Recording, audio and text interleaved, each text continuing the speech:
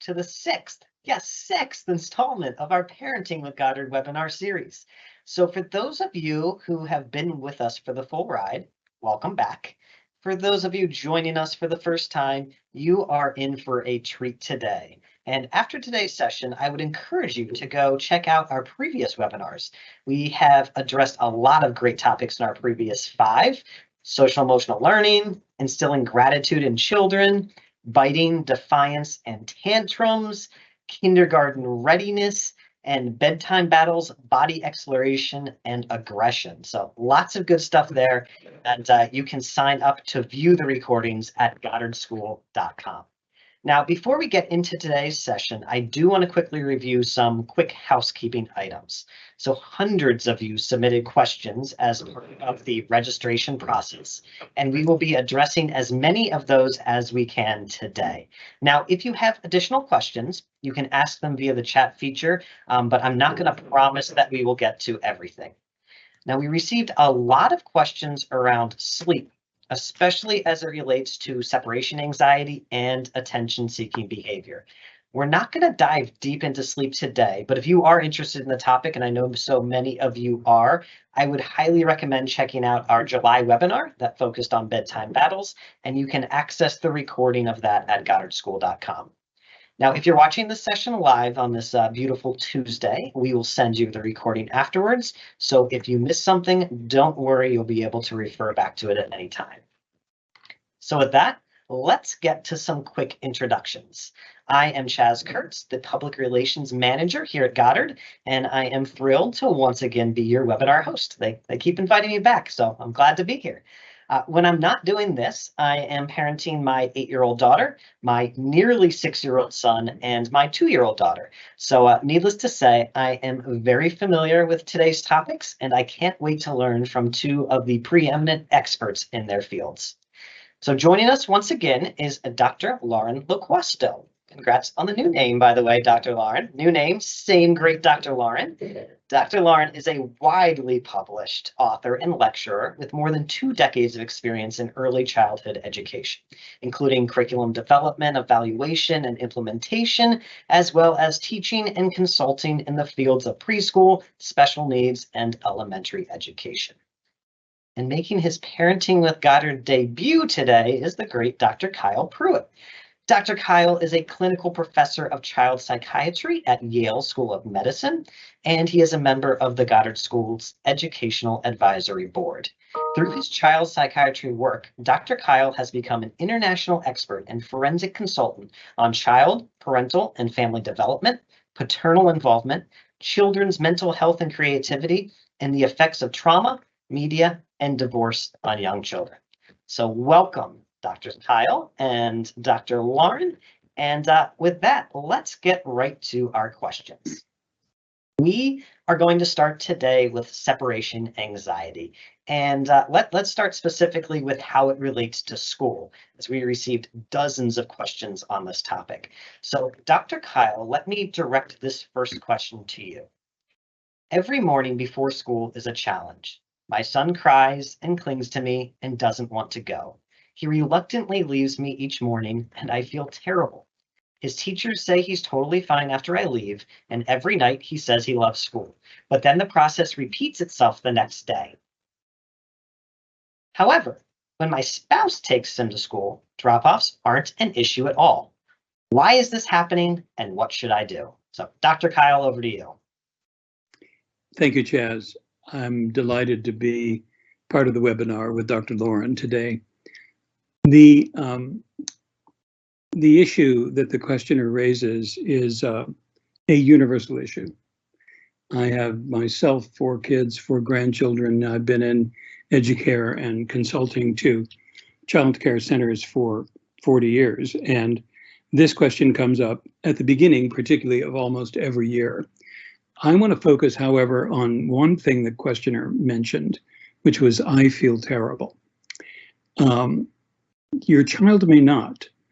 I'm actually not a big fan of the term separation anxiety. I prefer to think of it as separation awareness, because the vast difference of temperament and personality that children present to us even in your own family, you can see a huge range.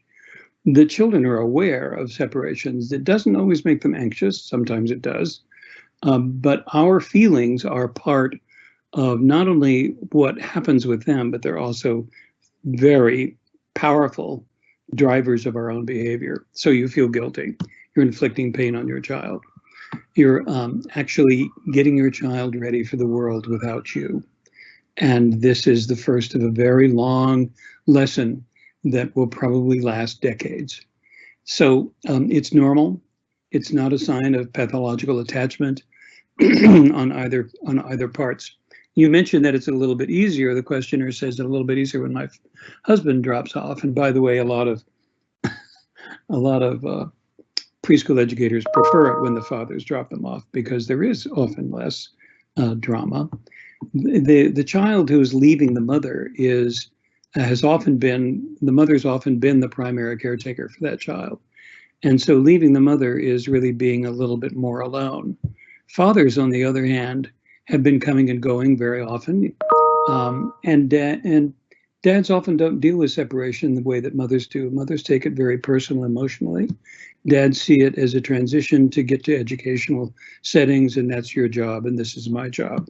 So it's a little bit more of a function rather than an emotional process with a lot of big emotion. So sometimes if you really are having a struggle with this, you might arrange to have the father or another, the partner in which you are raising this child with, do some of the drop off until the child has their has a little bit more coping strategy built up. The teachers are not lying to you, by the way, when they say, well, he's perfectly fine after the tears dry up. So they are engaged in the school, they're with their peers, teachers are engaging with them in the things that they love. And so it's not, and if they don't protest, it doesn't mean that they don't love you. It means they're one of those children who are aware, but they're not anxious about the separations. Great, and hopefully that's reassuring for some parents out there. Dr. Kyle, let's stick with you here, staying with the topic of separation awareness, as you so nicely put it, and school. Getting into and out of the car on the way to school is a challenge that many parents submitted questions about. So one shared that her 3-year-old will refuse to get into the car for school, and she wants to know what she can do to get her to go other than bribing her. And then others shared that it's getting out of the car once they arrive at school that's problematic. Their children will stall and delay or even refuse to get out altogether. So the question is, what should parents be doing to help address these situations? And as one put it, at what point is it appropriate to physically move the child out of the car and into the school? Well, Ches, this questioner is pointing something out inadvertently in the question, which is that this is a process which takes time to evolve and to master. And there will bits and pieces of balkiness all along the way. So there isn't a specific magical answer or bullet for each one of these balking moments, but the idea that you are trying to prepare your child to not only be apart from you, but also for them to actually thrive in your absence. You have your own work to do. They have their work to do. They're often very worried if you're going to be okay when they can't have their eyeball on you 24/7. So I think reassuring them in the car on the way what your plans are, what you're going to be doing, who's going to be picking them up, the teachers and the peers. And if the tears start, that doesn't mean you stop and say, oh dear, what's wrong? It means you keep going with the prescribed, this is what's going to happen, and you're really going to be fine when you get there. But mommy, and I know that Sam and George, and they'll all be there. All your friends will be there. Okay. So if they're waiting for a bribe, it means in the past, they've had some positive experience with bribing, that they balked, and that you, in a moment of despair, said couldn't think of anything else, and so you gave them what it was that they wanted. I encourage you to resist those moments as much as you can. Tears do not hurt children in any way. In fact, remember that tears are an excretory organ, and they're actually getting rid of stuff when they cry, just like you do when you cry. So it's not a terrible thing. It's no danger to their health. So when does it become appropriate physically? Well, I put it off as long as possible, but there do come moments when you got to get going and they got to get mowing. So if you are going to touch them in a moment like this, make sure that your touch is as affectionate and supportive as your language. And don't let your irritation and your anger find its way into your fingers in the way that you grab your child, because they're going to be very upset with a transition like that. However, you say something to them, you're having trouble getting your feet going, let's use mine, I'll help you. These are my feet, we're going into the class and I'll see you, here's a kiss, goodbye, and here's your teacher. And then if you want to cry in the car when you get back, you can, or call someone and said that was hell. But that's a good thing to convey to friends, not to your children. So if you got to grab them, do it lovingly and be part of a transportation, not part of a punishment. Great. That's great guidance. Thank you. Thank you, Dr. Kyle. Dr. Lauren, let's move to you for this next question. I'm just going to go ahead and read it here. Our kid is 2.5 and has strong separation anxiety whenever we leave, such as drop off at daycare, grandparents' house, etc. They also pick a parent for a period of time and stick to them like glue, needing to do whatever they do and be wherever they are. What can we do? We only have one child, so when we're at home, the attention is only between the three of us. Sure. So I think this touches upon something that Dr. Pruett just shared as well, which is the separation awareness. When a child is showing a response at any term of separation, they're looking for consistency, they're looking for comfort. I think one thing that's heavily encouraged in a multi-parent household is to ensure that drop-off is as consistent as possible. The same routine is followed. And as consistent as that routine can be at school drop-off, at grandparents' house, etc., the child learns exactly what to expect. And when young children know what to expect, there's a degree of sense of control. And the child has an anticipatory set. They can know what's happening, know what's coming next, and it's very predictable, which will help a child with their emotional response. As far as the child gravitating toward one parent, it's very normal. The child is looking for comfort. They also might be looking for reinforcement. So there's two aspects at play there. For one, there's no harm in the child showing preference to parent one or parent two or grandparent one or grandparent two. It's perfectly normal, no different than we do with certain friends that we call or certain family members that we reach out to at different times. Very normative. We as adults need to make sure that we're not showing jealousy or seeing it as favoritism. The child is simply looking for something from that caregiver in particular. It's also important that those caregivers ensure consistency in their response to the child in terms of how they respond. It may be that certain parents are reinforcing certain behaviors, and the child may be looking for opportunity there. But at the end of the day, the child is seeking comfort. They're seeking, bonding with that parent. We know that behavior is communication, and there's nothing wrong with a parent preferring to go with one parent versus the other at any given time. And parents need to be aware that that pendulum will swing. The parent that's preferred today may be the parent that's less preferred tomorrow. And as a parent of 5 teenagers, that continues through adolescence. Great. Thanks, Dr. Lauren. Two pieces that I really pulled out of that response. Consistency. I know we've had a number of these conversations, and that always rises to the top. And behavior is communication. I love that. When we're seeing these behaviors from children, they're not just acting out for the sake of it, right? They're communicating. So I think that's such an important part for all of us to remember, and any of the situations are occurring. So Dr. Kyle, I want to go back to you for this next one. I think a lot of parents are questioning, when should I be concerned by this behavior? So this question in particular, my child cries when I leave the room. At what age should I be concerned about this? Well, as Dr. Lauren just said, behavior is communication. The problem on the part of the parent is we rarely give ourselves the 5 seconds that it takes to remember that. And we are hair trigger in terms of our reactivity to the child's behavior. And we don't take a moment to figure out what they're trying to convey to me. So when a child cries when you leave the room, there conveying to you, I miss you. You're not here in the way that I want you to be here with me all the time. And so, what if they didn't cry when you left the room? What if they didn't notice and that you came and went and you had that would be a very different kind of communication, because it is almost reassuring a little bit to most parents to feel that my child is connected to me. They don't take any particular pride in their child being upset. But 2-year-olds, 3-year-olds, 4-year-olds, 5-year-olds, some 6-year-olds, not too many 7-year-olds, and not too many 8-year-olds.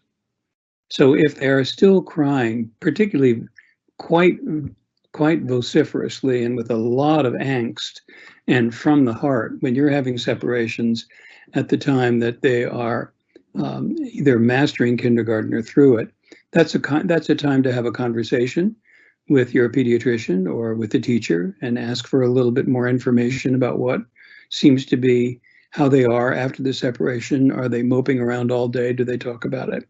But for the age group that we're talking about here, these very young children, these toddlers, these preschoolers, that's not, as a clinician who's been working with families for decades, that's not a box I need to check. That's kind of what I would expect. And I might take some moment to sort of say, well, we are connected. I know it hurts. I don't like being away from you much either, but I have to be. Thanks, Jeff. Yeah, thank you, Dr. Kyle. And hopefully that's a relief for some parents out there, that if their 3, 4, 5, 6-year-old is still reacting this way to separation, that is totally normal behavior. So Dr. Lauren, I want to go to you for this next question. It's around managing tantrums around separating. We received a lot of questions around tantruming. So before I turn this one over to you, I do just want to acknowledge that tantruming, as it relates to both separation anxiety and attention-seeking behaviors, were very common topics in terms of the questions we received. And if you are interested, I'm speaking to our audience, if you, great audience, are interested in diving much deeper into tantrums, I would really encourage you to check out the recording of our March webinar that was focused on biting, defiance, and tantrums. So you can access that recording at our website, goddardschool.com. But that said, I do want to at least give you the opportunity here, Dr. Lauren, to answer this one question on tantruming. So how do I manage tantrums around separating? That's a great question, and one that many parents themselves question. A tantrum is generally a child's expression of frustration or anger. And it's a behavioral manifestation when a child often lacks the language to communicate how they're feeling. So there are 2 pieces to that response that I want to unpack. The first is the behavioral piece. The child may be tantruming at separation because it then disrupts the routine and gets them the attention and the time and the focus they desire. If a family has an established routine of we drop off, we hang up our coat, we give a hug, we give a kiss, I say I see you after snack time, and the parent leaves, that's an established routine. If the child then tantrums and the parent now disrupts the routine, stays for an extra 5 minutes, gives extra consoling, extra attention, the parent's response is reinforcing. So it's important that we look at the behavior as communication and try to unpack what is the child desiring in this moment. Not at the time of the tantrum, but afterward. One thing that the teacher will do in the classroom, but that families should do at home, is talk to the child. This morning at drop-off, you were very angry and you were very frustrated, and I could tell that because you had your hands in fists and you were yelling and you were clinging to Dad's leg. That feeling you were feeling was likely anger. When you're feeling angry, here are some ways that you can tell me how you're feeling, and help the child establish the language that they can use to communicate their feelings. The more language they have, less likely they're going to display the behavior physically. But again, it goes back to consistency. Tantrums will lessen and will cease when they're no longer effective in getting attention. So look at not only what's triggering the tantrum, what the child's desiring, but evaluate the response. Because if the response is not attention giving, the child will seek other ways to get attention, which hopefully will be something such as using language or complying with the routine that the child knows to expect in that situation. Well, that was some great guidance and hopefully again some reassurance for parents when it comes to separation anxiety. So I know we have 3 topics that we were scheduled to hit today. So let's move on to our next one, which is inappropriate language. So Dr. Lauren, let's stick with you here. We had a number of questions from parents who are curious about how the Goddard School handles inappropriate language within our schools, especially so other children maybe aren't picking up these words and bringing them home when they are used by some children in school. So over to you, Dr. Lauren. It's a good question. We know that children learn language through mimicry. So children will use language that they have heard. Obviously, in a Goddard School classroom, the Goddard School teachers are very well trained in terms of expectations, interactions with children, and an established code of conduct, which would include using appropriate language, and even more than that, using positive language to help guide children's behavior. That being said, of course, in a classroom, you have a mix of children. And it is quite possible that some child has heard a word from an older sibling or from television and brings it into the classroom. When that occurs, the teacher would not reinforce the language by repeating it back or overly reacting. Instead, the teacher would very gently say, we use kind words in our classroom, and would maybe make a suggestion of something else the child could say instead, and then reinforce when the child uses appropriate language. The reason why that's important is we don't want to give too much attention to the word that was surprising or to the name that was called, because that will reinforce it. Instead, we use positive behavior. So in our classroom, we use kind words.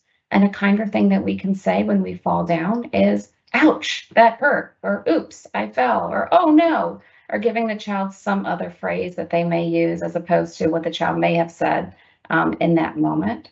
It's important that we don't just say no to behavior, but that we also express to the child what we desire them to do, because children don't automatically make the connection that stopping behavior A means I should do behavior B. It's important that we as adults explain to the child what we desire and then model it for them.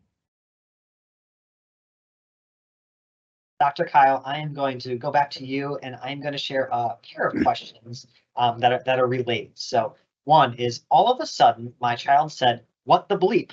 Title of our session here today, and said that his friend always says this. So how can we control this? And the next question, how do you know if your child is learning or picking up bad words from other children, from adults, or from entertainment, like movies, TV shows, and the internet?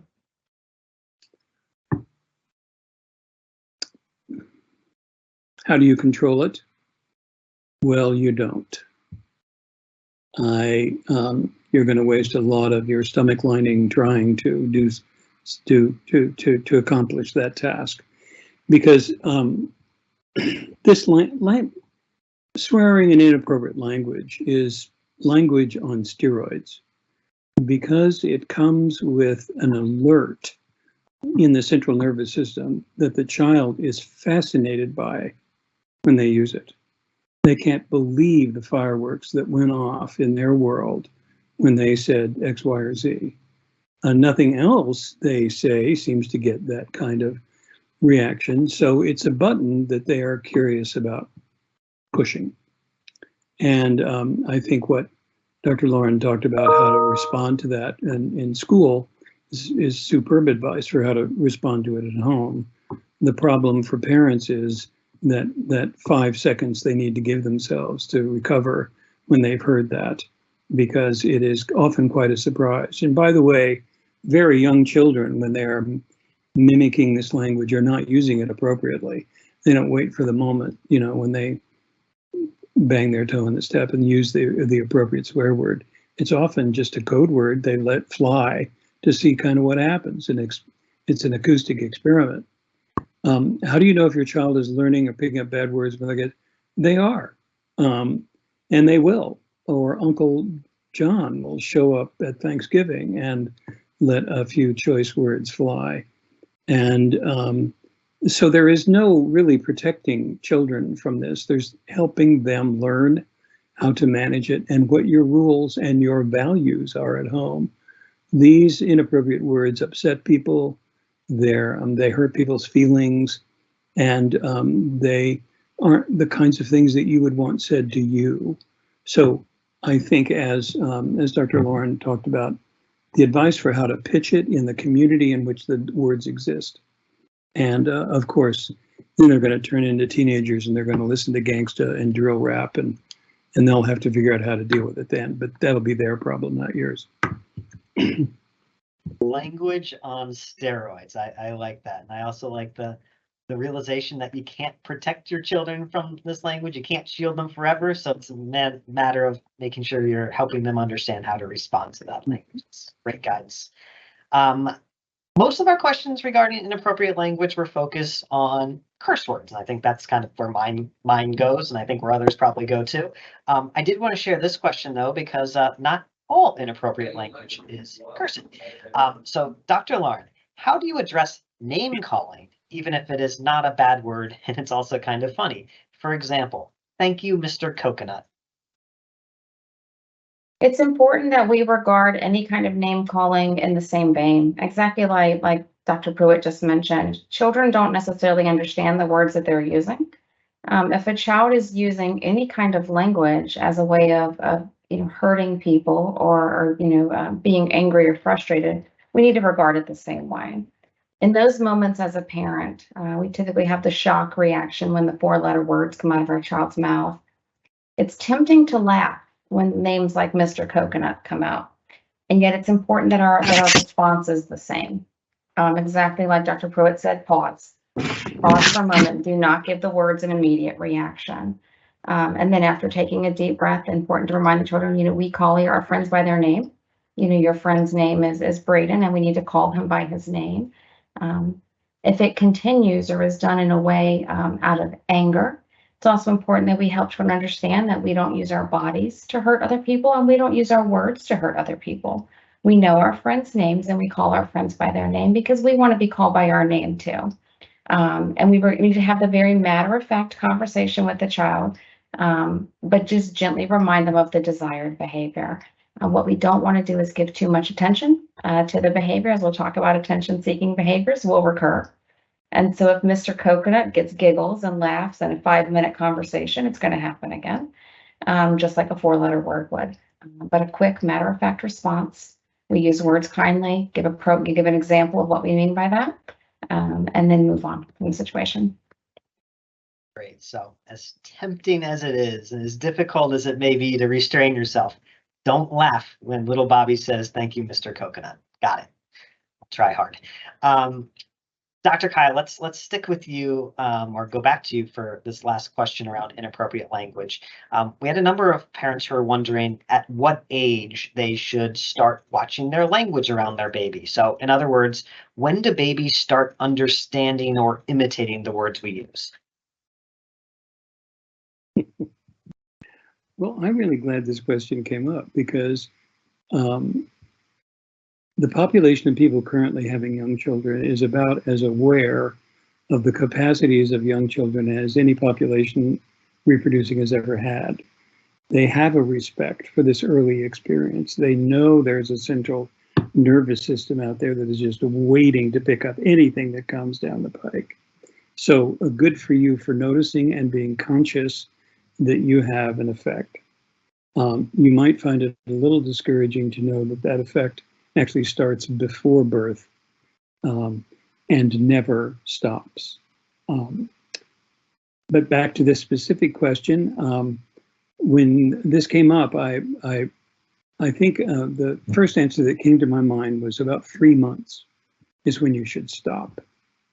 Because at 6 months, when they're sitting up and really quite alert to what is occurring in the communication world, it's going to take you 3 months of practice to clean up your mouth. You can't do it overnight, and your partner will have to help you.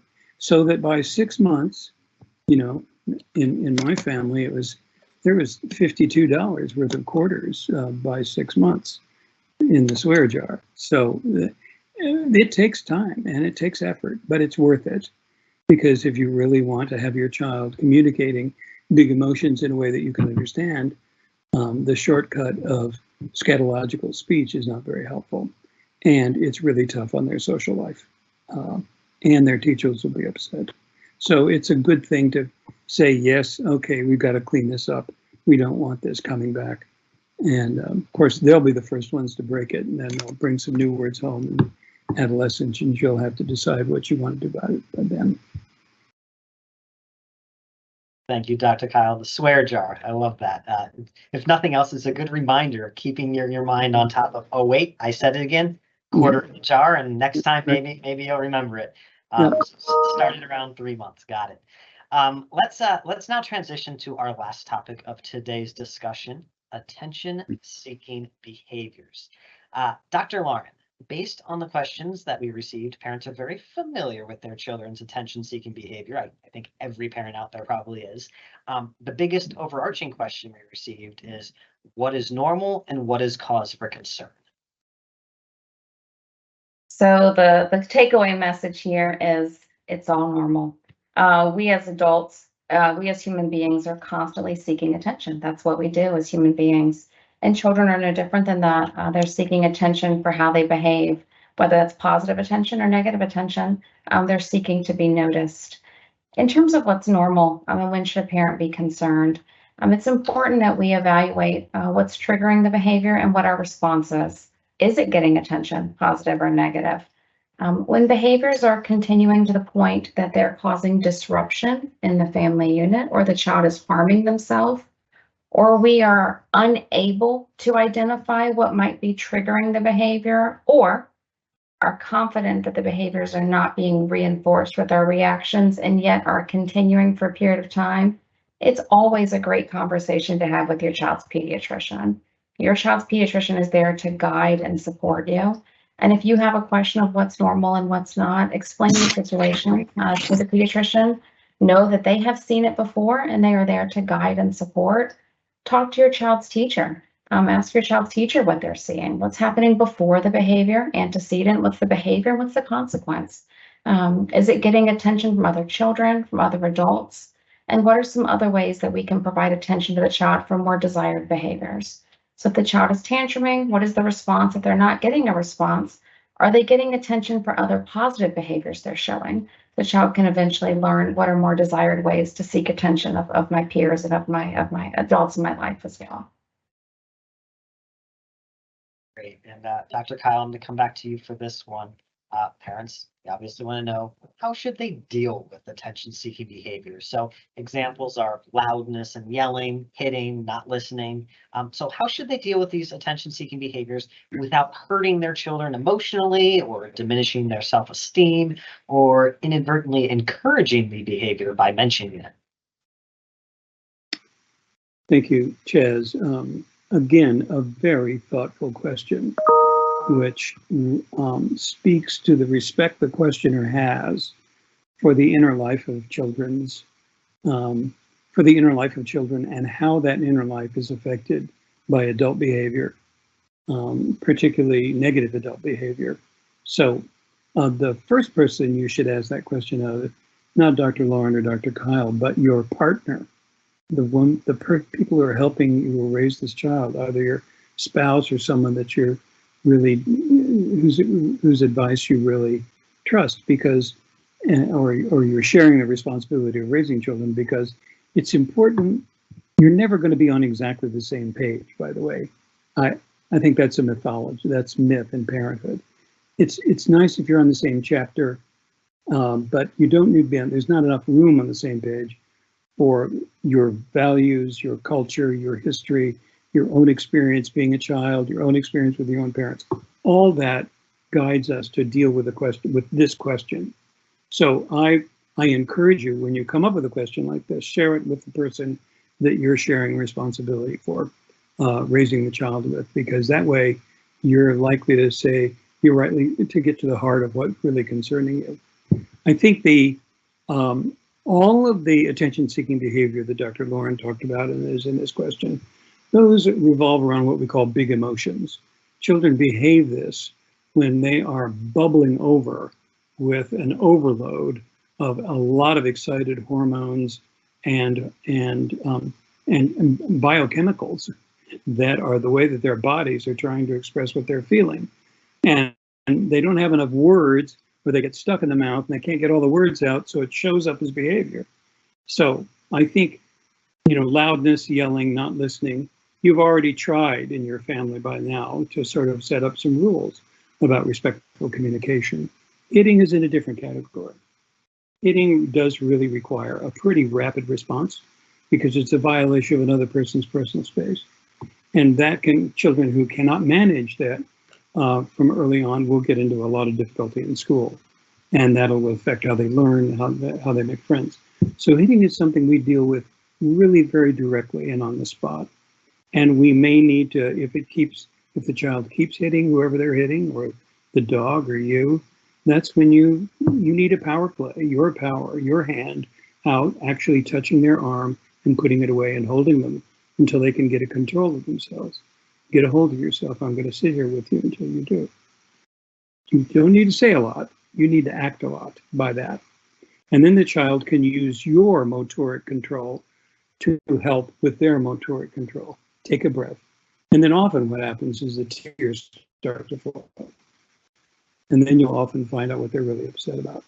So how do you deal with attention-seeking behavior? It depends on which one it is. And if it's physical, it requires a different kind of response.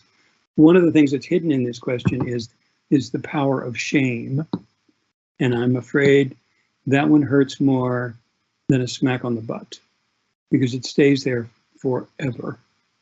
And when you feel like you've disappointed someone you loved and they've pulled out their ace in the hole, and they will pay for that because the child will withdraw some of their respect and affection because they can't trust the parent with it anymore. So be very careful about the shaming. It's far more power. You remember from your own childhood. I'm sure you do. You would rather have been hit than treated that way. I'm not suggesting ever hitting your children for any reason whatsoever. It's never really justified. And by the way, while we're on the topic, it just teaches them to be violent with other people. And that's exactly the wrong direction we want to go. So I very much respect the question. I hope I haven't confused you by the answer by separating out the hitting from the others. But I think your attention-seeking behavior, that's all children do, by the way. That's pretty much, they want our attention all the time.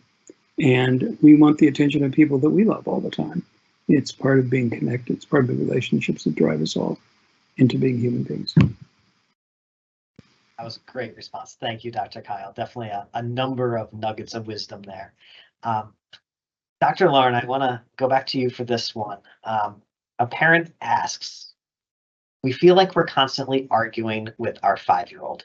It has turned into outbursts and talking back.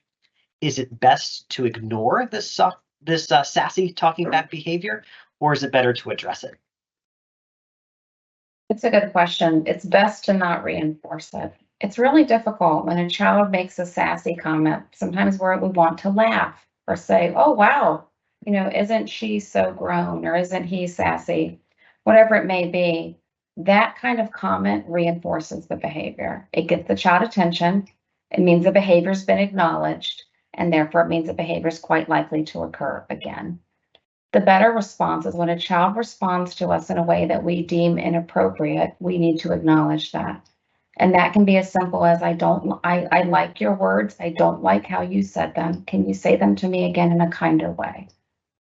It's not drawing critique of the child, but it's acknowledging the behavior and expressing a more desired way. Or if the child makes a sassy comment, the parent can say, I'd like you to use your manners words. Can you please ask again, using your please and thank you? Again, helping the child understand what is the desired behavior and not giving too much attention to the sassiness. When a child feels like they are able to argue or bicker back and forth with a parent or continues to respond in a sassy way, someone somehow is reinforcing that. And whether that's Snickers, whether that's the child hearing a parent retell another adult about the behavior, or whether the child is getting giggles from other children, etc. Look at what the response is, and as much as possible, try to curb it. At a later point, when the child asks for something or responds in a way that's more desired, overtly acknowledge that. I really like how you just asked me that question. Your words were so kind, and I want to help you with that. And again, over the top, acknowledge how the child asked, and let the child see that the more desirable tone of voice and response will generate a stronger response from the adult whose attention they desire. Don't reinforce the the sassy talking back, that negative behavior. That's so important. We're almost at our end here today, but Dr. Kyle, I'm going to ask one final parent submitted question to you. How do you stop your child from interrupting you with attention seeking behaviors when you're trying to have a conversation with another adult? Our son wants our attention all to himself 24/7.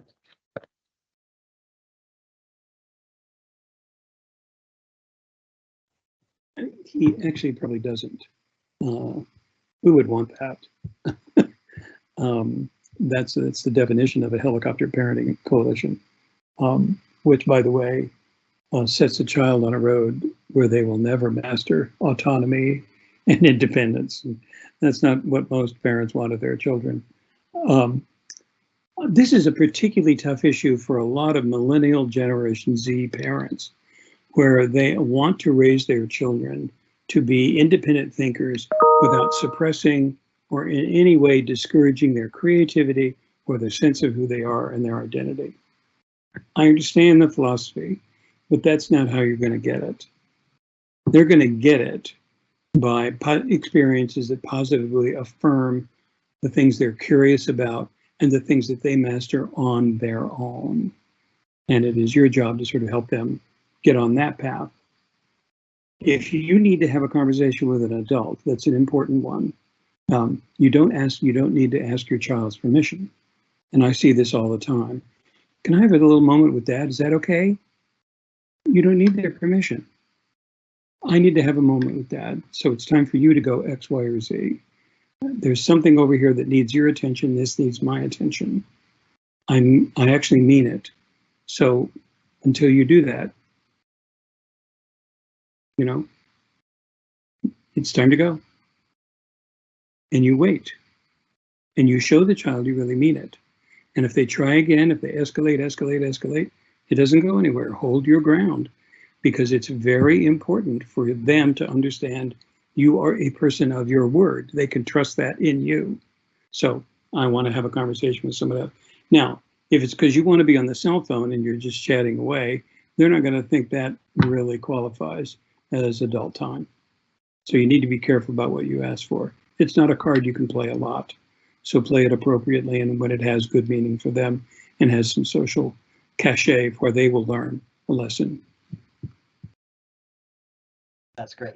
We don't need our children's permission to have an adult conversation. It's so simple, yet I think it's something that maybe in the heat of the moment and as being a parent, we forget sometimes. So great guidance, Dr. Kyle. Now, before we close out today's session, I'd love for each of you, Dr. Lauren and Dr. Kyle, to share any final thoughts or any key takeaways for our audience today. So, Dr. Kyle, let's start with you, and then we'll go to Dr. Lauren to close us out. When I first saw the three topics bundled together for this conversation, and they were called undesirable behaviors, I realized I consider them developmental behaviors. They are going to happen whether we desire them or not. And it is part of our job as a parent to help children manage the impact of this behavior both on them and on us. Because it's better for them to learn about how this is going to go with us than it is to try it in the world at school or with other people. So we're the experiment, and we have to really reinforce how this is actually going to go.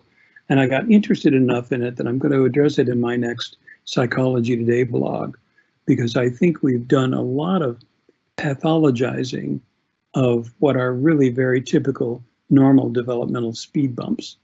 And calling everything anxiety provoking or calling everything triggering is really setting up our children for a world that they're not going to be able to master. So I think I've gotten excited about it, and I'm just going to have to write it down for you and put it in a blog. Thank you, Chaz. Fantastic. Thanks, Dr. Kyle. And I love that. Developmental behaviors, not undesired behaviors. And great plug for your blog. It's on Psychology Today for anyone interested in going checking it out. Dr. Kyle has written it for years, and there's just a wealth of great tidbits and insights there. Dr. Lauren, over to you to close us out here. I'm going to build on something that Dr. Pruett said. We sometimes see a failure to behave properly as something negative.